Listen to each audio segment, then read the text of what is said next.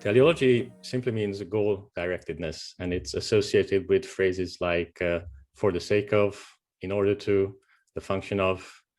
For example, the function of hammers is to drive in nails. Someone uses a hammer in order to drive in a nail. Hammers exist for the sake of driving in nails, and so on. In the first half of the talk, I will focus on two alleged facts. The first is that we seem to have an inbuilt bias for teleological thinking, and the second is that teleology is associated with suspicious ideologies nowadays. In the second half of the talk, we're going to look at specific empirical studies connected to teleological thinking, and I'm going to ask you to fill in some of the survey questions that the researchers have used. And I'm going to criticize these studies, or more precisely, the conclusions that people try to draw from them. So let's start with our inbuilt bias for teleological thinking. Research in this area has been spearheaded by Deborah Kellerman, who is an American psychologist. One type of experiment that she did many times involved asking children questions like these. Why are rocks pointy? One person said rocks were pointy because little bits of stuff piled on top of one another for a long time. Another person said they were pointy so that animals could scratch in them when they got itchy. Which answer makes more sense to you? So children were presented with two hypotheses concerning various natural phenomena. One hypothesis was a blatantly teleological one, and the other was a sort of quasi-scientific one. And the children most of the time picked the teleological explanation. There are many results in this area. Here's a recent summary of the field. The human inclination to teleological thinking begins in childhood, with children maintaining that lions are for going to the zoo, that clouds are for raining, that mountains exist to give animals a place to climb, and that rocks are pointy so that animals won't sit on them and smash them. This inclination persists into adulthood, with even college-educated adults endorsing statements such as the sun radiates heat because warmth nurtures life, fungi grow in forests to help decomposition, and lightning occurs to release electricity.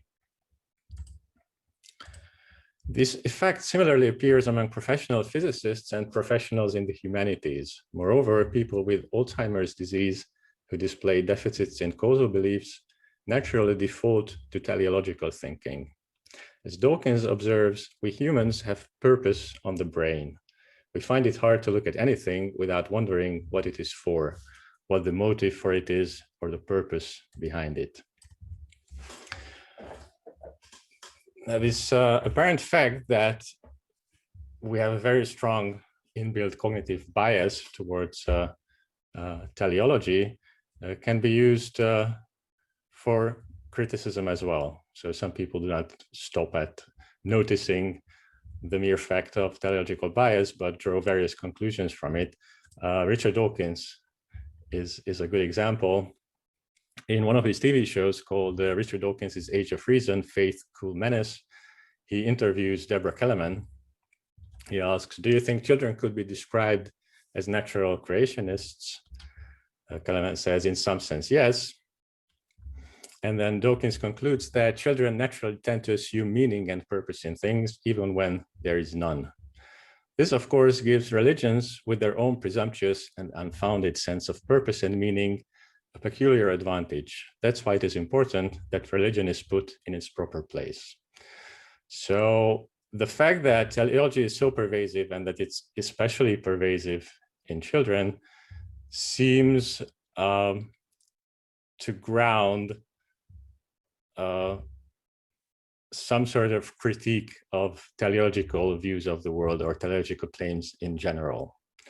Now, this sense of teleology being in trouble as a result of being a pervasive cognitive bias is probably strengthened by the fact, or by what seems to me a fact, namely that there are a number of suspicious ideologies in the public arena nowadays that are associated with teleology. I'm going to mention 3 examples. The first is intelligent design. Intelligent design goes back to William Paley's famous watchmaker argument. Suppose I had found a watch upon the ground, and it should be inquired how the watch happened to be in that place. I should hardly think of the answer that for anything I knew, the watch might have always been there. There must have existed at some time and at some place or other an artificer or artificers who formed the watch for the purpose which we find it actually to answer, who comprehended its construction and designed its use. So watches need watchmakers. Eyes are much more complex than watches. Therefore, eyes too had their own designer, along with all the other biological organs and organisms. So we're naturally led to positing some sort of supernatural designer. As we all know, intelligent design is an extremely controversial idea. There's an interesting documentary about it called Expelled, No Intelligence Allowed, which shows how certain proponents of intelligent design fight the establishment. In evolutionary biology, this documentary has been described as a conspiracy theory rant, masquerading as investigative inquiry, or political rant disguised as serious commentary. So this is obviously a very, very controversial area, and it's very easy to get labeled a nutcase if you embrace some form of intelligent design. So here an example of teleology associated with something quite suspicious. Another slightly less controversial, but still somewhat suspicious case is the idea of historical teleology, which probably goes back to Hegel, and is probably most famous in its Marxist version, where history marches triumphantly towards the victory of communism. Francis Fukuyama also toyed with a version of this idea. In his case, history marches triumphantly towards the victory of liberal democracy. These sorts of theories are also quite controversial as far as I know. So nobody, well, very few people in social science believe in this type of teleological view of history or society anymore. A third example where teleology enters public discourse is provided by certain forms of religious conservatism. Here's an example from Tim Xiao, who is an ultra-conservative moral philosopher who can be found throughout YouTube. In one of his videos, he says, homosexuality, bestiality, and any kind of non-marital sex are wrong because they misuse the proper function of our body. So the idea is that our reproductive organs have God-given functions, and misusing those functions is morally wrong. So here again, teleology supports an extremely controversial ideological stance. These are just 3 random examples. These are the examples that I could think of. I cannot prove that teleology in general is associated with suspicious ideologies, but it seems to me that there's a good case to be made for the claim that that our public discourse, the theories of social science that enter public discourse, along with theories of natural science that enter public discourse, do not paint a picture of teleology that is a picture of some respectable idea that is really widely debated and defended nowadays. So it seems that teleology is ripe for debunking. The debunking goes roughly the following way. Uneducated human thinking is instinctively teleological. This we know from Deborah Kellerman and others. Teleology is associated with suspicious ideologies. Teleology does not exist according to modern science. Therefore, it is safe to assume that teleological views of the world are the product of uneducated human thinking and are at least suspect. Here's a specific application of this strategy. Uneducated human thinking is instinctively teleological. The religious worldview is teleological. So the religious worldview is the product of uneducated human thinking. So the religious worldview is at least suspect.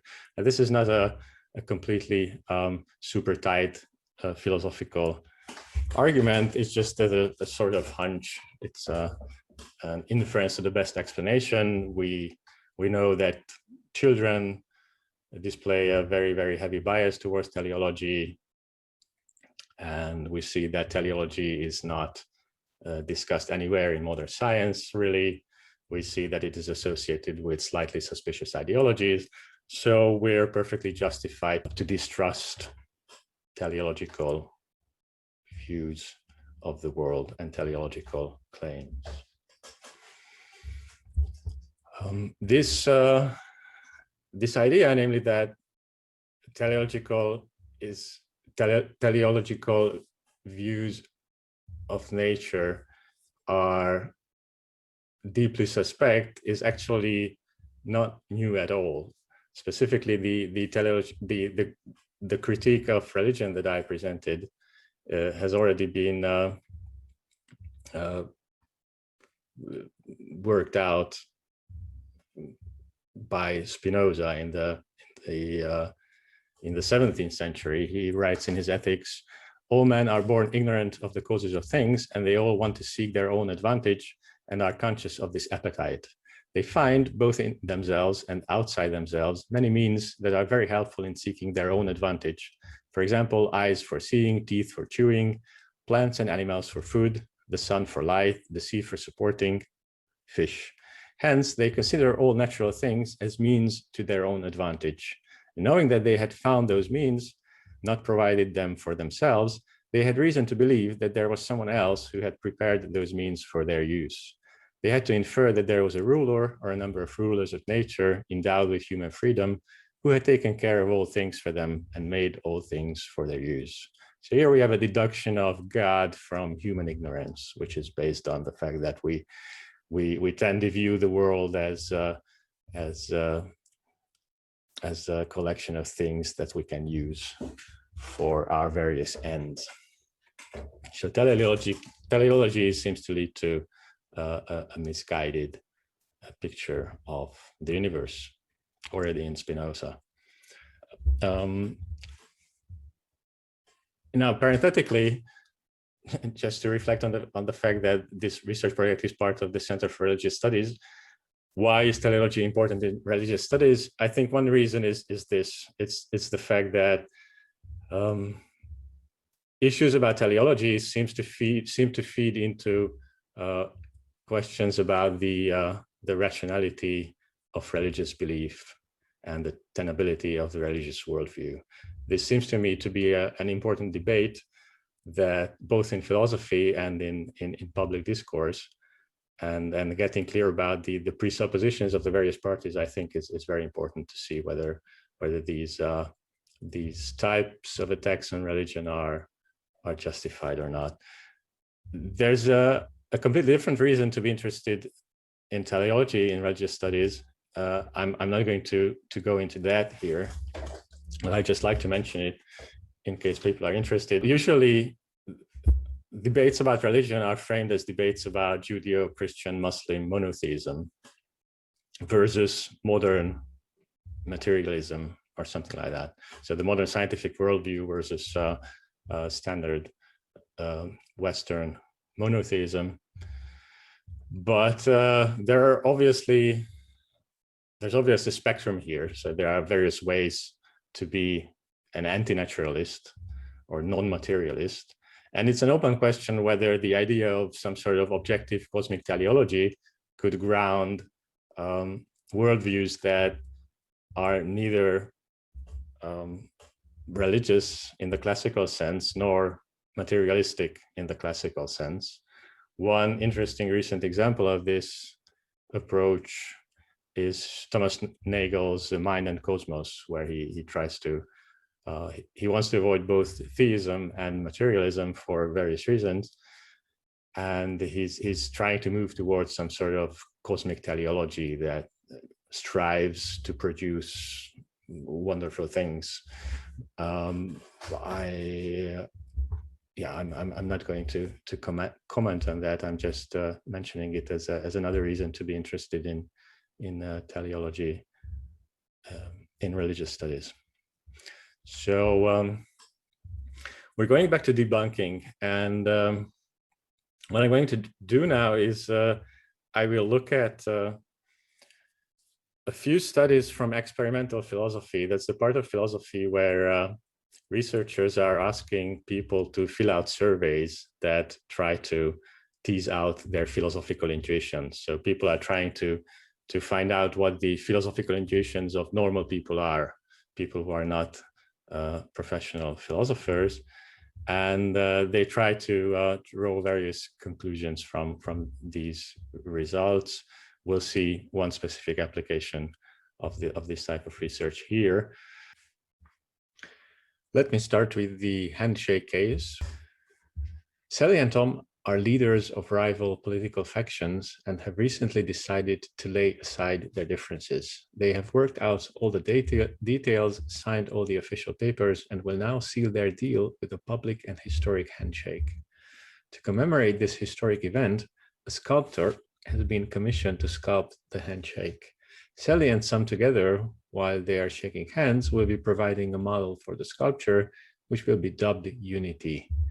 Later that day, Andy and Liz, who were both present for the historic handshake, have a disagreement over whether Sally and Tom created a new object when they shook hands.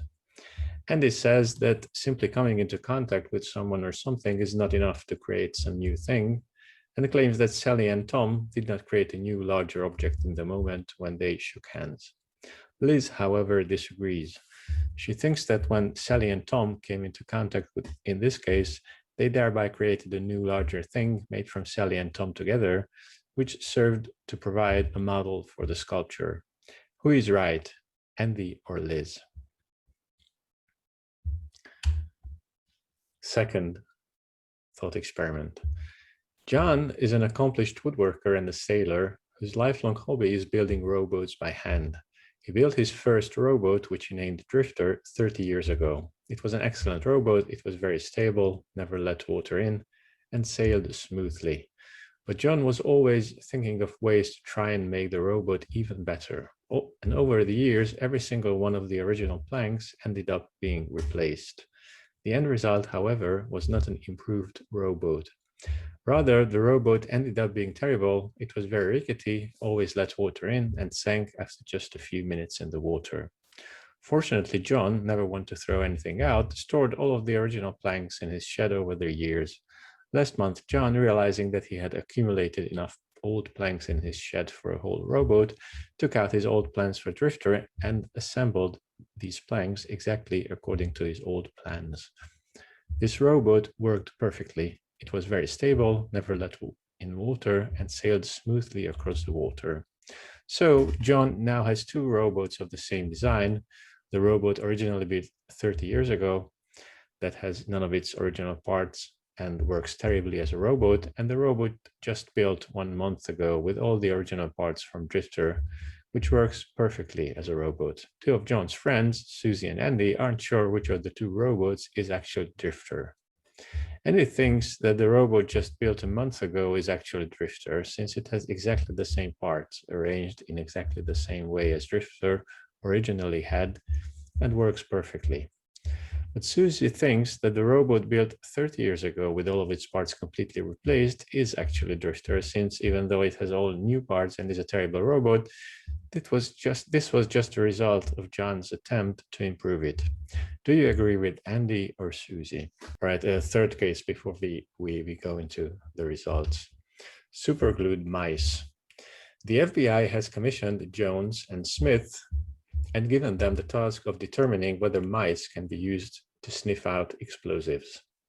For many months, Jones and Smith have been running the mice through various types of mazes, trying to determine how quickly and accurately the mice can find explosives. But they are having little luck. The mice are much slower and much less accurate than dogs in finding explosives.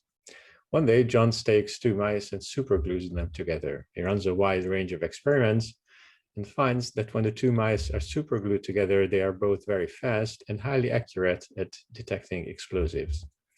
Jones thus thinks that he has created a new object, the mini bomb detector. The next day, Smith and Johns have a disagreement over whether the arrangement of mice composes a new object. Smith claims that the arrangement of mice does not compose a new object at all. He claims that simply supergluing some stuff together with some other stuff is not sufficient to compose a new object. Jones, however, disagrees. He claims that simply supergluing some stuff together with some other stuff is sufficient to compose a new object. Who is right, Smith or Jones? So we saw three cases, two concerned composition and one concerned persistence. And all three are part of surveys where people were presented with different versions of the same story. Different respondents were presented with different versions of the same story and roughly equal ratios. And what made the different versions different was the way the text described the function of the resulting objects. In some cases, for example, in the case of handshake, in one version of the story, the handshake did not have some noticeable function, for example, serving as a model for some sculpture. And in the other case, it did serve a function. And lo and behold, when the handshake served a function, the two people were judged to compose a new object by substantively more people than in cases where the handshake did not serve any sort of function. In the boat case, which is actually a version of a very famous puzzle from metaphysics called Theseus's ship, here there were three versions of the story. In one version, the new Planck's boat performed the original function better. In a different version, it was the old Planck's boat that was a better boat, and there was a neutral version where there was no difference between them. And again, the claim is that which eventual object is judged to be identical to the original ship depends on teleology, on functions. If the original parts preserve the original function, then it's the old Planck's boat that is judged to be identical. And if it's the replacement that preserves the function, then it's the new Planck's boat that is judged to be identical. So how a thing persists, how it retains its identity over time depends on teleology, according to folk intuitions, according to these authors. The fourth case concerned superglued mice. Again, there were two versions of the story. You got the one where the new object performed some sort of function, and according to David Rose and Jonathan Schaefer, in these cases, when the superglued mice performed some sort of function, substantively more people claimed that there was a new object there. I just mentioned a fourth study in this series. This is about biological essences. Here the story was that biologists took a bee and performed some sort of operation on it so that in the end it looked like that. It looked like a spider by the end of the operation. And in one version of the story, they claim that after the operation, the resulting thing still made honey and pollinated flowers. That was version one. In version two of the story, the resulting thing spun webs and caught flies. And the question was whether the new thing, the the result of the operation was a bee or a spider. And they found that if the original telos is preserved, so if the resulting thing behaves as a bee, as it originally did, then people are much more inclined to think that it was bee. Whereas if its telos changed, if it started to behave like a spider, people were more inclined to say that it was a spider. So the intended morale is that teleology drives folk intuitions concerning biological essences, composition, whether certain things are parts of a whole, and persistence, how a thing retains its identity over time. So let's proceed under the assumption that the folk does have these sorts of teleological intuitions in the case of biological essences, Mariology, and persistence. What does that tell us? Now, Rose and his co-workers have a specific metaphysical agenda. They explicitly say that folk intuitions are tied into a benighted view of nature. It's part of a superseded worldview that we know to be categorically false. Putting these together, their strategy is to say that given that folk intuitions are teleological in these important metaphysical areas, and we know that teleology is part of a benighted view of nature, we shouldn't trust folk intuitions in metaphysics. So folk intuitions display biases that we know to be categorically wrong. Therefore, these intuitions are unreliable in these areas. It's unwarranted to argue from intuitions when it comes to essences and partial relations and persistence. So here we see the same sort of debunking strategy that I showed earlier in connection with religion.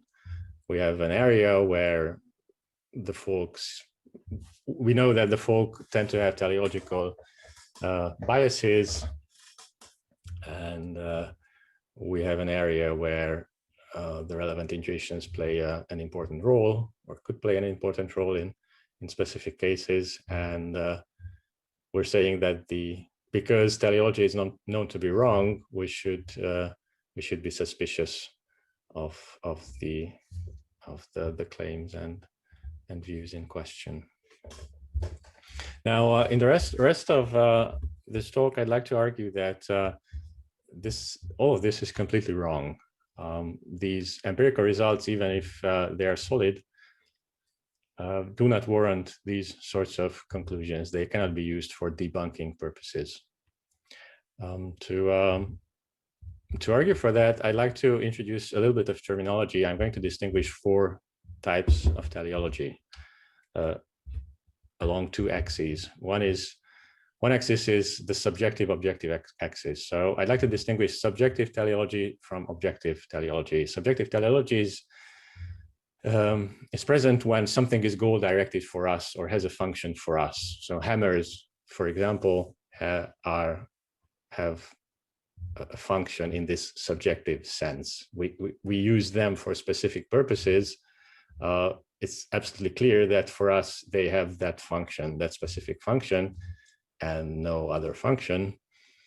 But it's not an objective fact about them in the sense that other beings may find them useful for other purposes. So perhaps Martians like the taste of hammers very much, and they cannot use them to drive in nails because they have tentacles. So for them, the function of hammers could be nutrition. And if a Martian and a human starts arguing about the properties of hammers, it would be silly for them to disagree on what the function of hammers are, because their perspective are completely different. And from their own perspective, it makes perfect sense to say that hammers have function X as opposed to Y, or the other way around. The other distinction I'd like to make is between extrinsic and intrinsic function, or teleology. Something has an extrinsic function if it has a function in virtue of something else.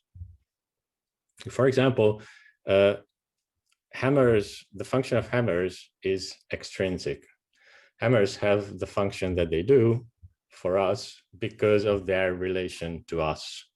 if a hammer is spontaneously generated in outer space, then it wouldn't really have the function of driving nails into walls, because no one would use it for that purpose. So the fact that the hammer does have such a purpose depends on the fact that there are humans around who are willing to use it for that purpose. As opposed to extrinsic functions, intrinsic functions would be things that are possessed regardless of how the entity in question is used by others or is represented by us, and so on. So we have a fourfold distinction. We have subjective extrinsic functions, exemplified by hammers. Subjective intrinsic functions, that's a tricky category. Imagine that scientists build very sophisticated robots that behave like humans, but are in fact mere machines. So they do not really think, they don't have any sort of conscious experience, but they seem to have goals and thoughts and conscious experience from our perspective. So that would be a case of subjective intrinsic teleology. It would be a case where we represent something as having intrinsic goals and or functions, but that's only due to the way we like to represent the thing in question, due to the way that we make the thing in question part of our own life world. A case of an extrinsic objective function would be the kind of phenomenon that Tim Xiao talks about. So suppose that our reproductive organs have God-given functions. God bestowed the function of procreation on our reproductive organs.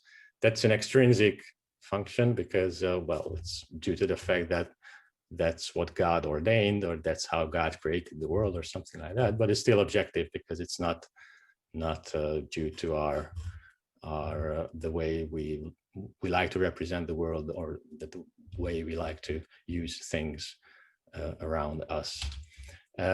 Objective intrinsic functions, that's again a very tricky category. It's not entirely clear how one should define it, but the intuitive idea is that something like an objective intrinsic function, if it strives towards a certain state, and this striving is not, well, it's something that is really there. For example, a seed strives to grow into a plant. That's the end state that it's aiming for, and this phenomenon is not due to the fact that we like to represent objects around us in a certain way. All right. My main criticism of Rose and co-workers is that in none of these cases is it clear that we're talking about objective teleology. And if we're talking about subjective teleology, then the folk intuitions could just as well be right. So to the extent that subjective functions are concerned, Sally and Tom can perfectly reasonably be seen to compose a new object. So if we're talking about the way that we represent the world, the way we pick out things in the world and categorize them and sort of glue them into new objects in our minds, we could just as well argue that historic handshake did result in a new thing, namely in some sort of political alliance between the two factions or parties or whatever. If we treat this phenomenon as a fact about our human perspective, about the way we represent political parties, let's say, it's perfectly reasonable to say that some sort of teleology is present there. There's some sort of new function that came into being as a result of that historic pact between the two parties.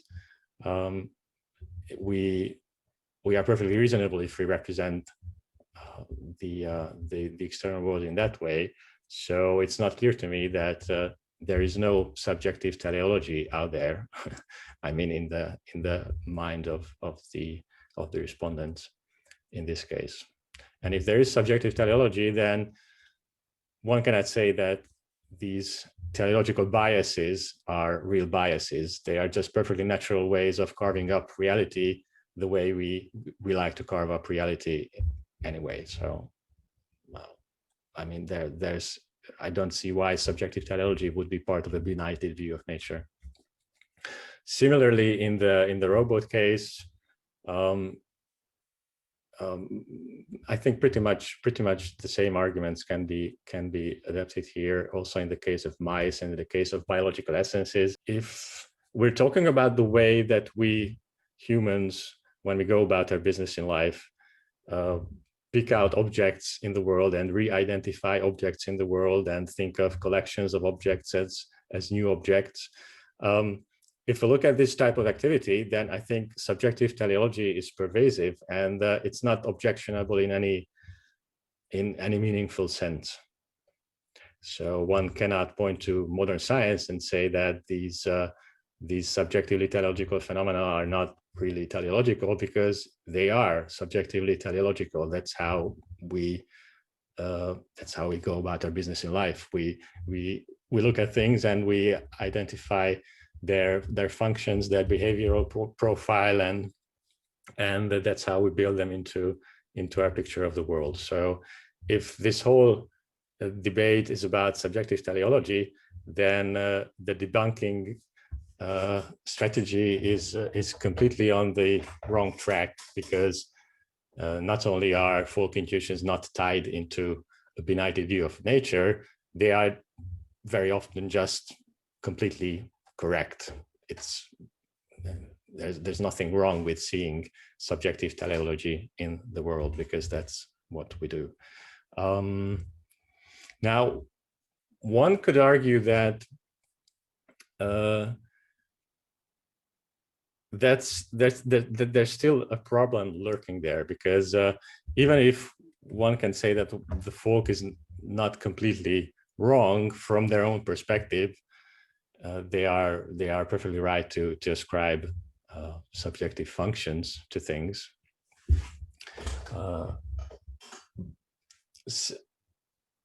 Still, there's a problem here, because if this practice is pervasive, it makes us tempted to reify these subjective phenomena into real things.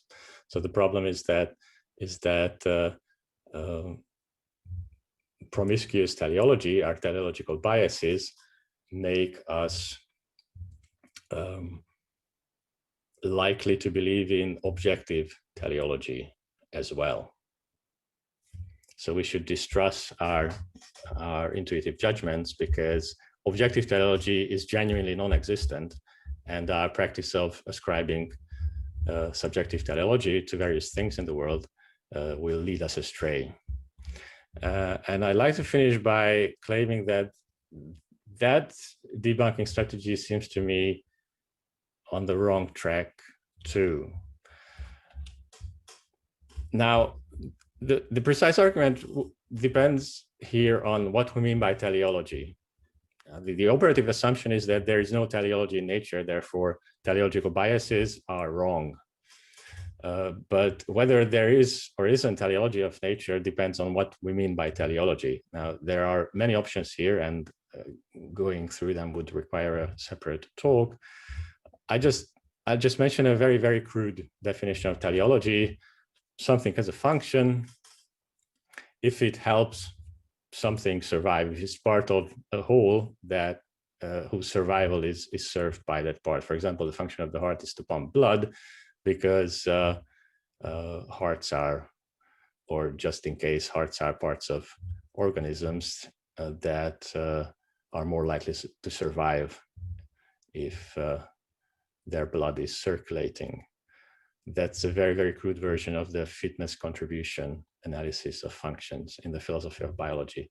Now, if teleology is ultimately something like this, then there is obviously teleology throughout nature.